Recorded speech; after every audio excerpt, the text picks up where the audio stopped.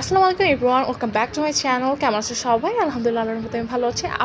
আপনাদের মাঝে নিউ একটা ভিডিও নিয়ে হাজির হয়ে গেলাম। ভিডিওটা শুরু করার আগে যারা আমার পেজে নতুন তারা ফলো দিয়ে রাখবেন, আর যারা ইউরোপ থেকে দেখছেন তারা সাবস্ক্রাইব করে রাখবেন, যাতে আমার ভিডিওগুলো আপনারা দেখতে পারেন।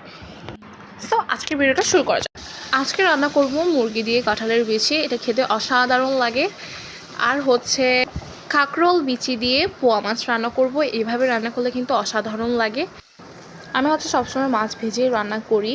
তো মাছগুলো একটু ভেজে নেব আর মুরগিগুলোও একটু ভেজে নেব উল্টে পাল্টে।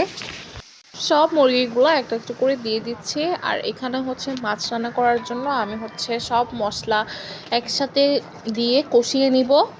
এরপর এখানে হচ্ছে কাঁকরোল আর বিচিগুলো দিয়ে দিব। এটাও ভালোভাবে নেড়ে চেড়ে নিব। মাংসটাও উল্টে পাল্টে একটু ভেজে নেব। এরপর এখানে হচ্ছে মাছগুলা দিয়ে দেব। মাছগুলোও খুব ভালোভাবে নেড়ে চেড়ে নেব। অলমোস্ট রান্না কমপ্লিট। ধনিয়া পাতা দিয়ে নামিয়ে নিলে হয়ে যাবে আমাদের পোয়া মাছ রান্না। মাশাআল্লাহ, খুব সুন্দর একটা কালার এসেছে। এরপর মুরগি রান্না বসিয়ে দেবো। এখানে একটা পাতিলে তেল গরম করে এখানে আমি আদা রসুন বাটা, তারপর হচ্ছে পেঁয়াজ বাটা দিয়ে দিব, হলুদ দিয়ে দিব, এরপর ধনিয়া দিয়ে দিব। এগুলো একটু নেড়ে চেড়ে নেব। এখানে একটু পানি অ্যাড করে দেব, নেড়ে চেড়ে নেব।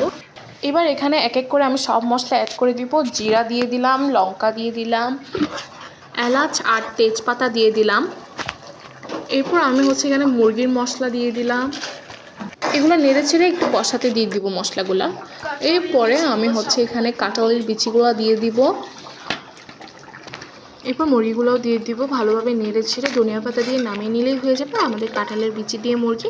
ভিডিওটা এই পর্যন্তই। ভিডিওটা ভালো লাগলে লাইক কমেন্ট শেয়ার করবেন। আল্লাহ হাফেজ এভরিওয়ান।